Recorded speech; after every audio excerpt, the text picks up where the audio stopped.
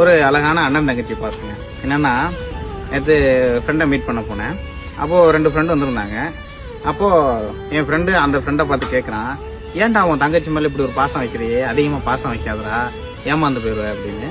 அதுக்கு அவன் சொல்றான், மச்சான் நம்ம கஷ்டத்துல கை கொடுக்க 1000 உறவு இருந்தாலும் என் கவலையும் கண்ணீரையும் துடைக்க என் தங்கச்சியோட அன்புக்கு எந்த உறவும் ஈடாகுது மச்சான். அவளோட பாசமே வேற மச்சான்.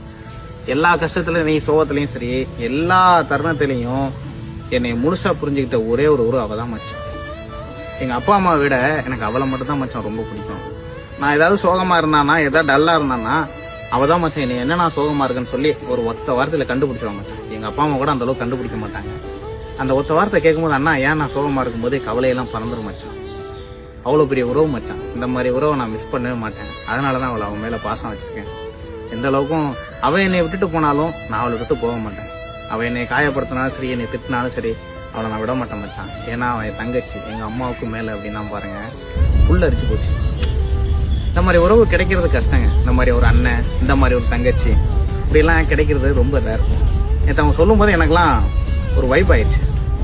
நீங்களே சொல்லுங்க, இந்த மாதிரி உறவு, இந்த மாதிரி ஒரு அண்ணன், இந்த மாதிரி ஒரு தங்கச்சி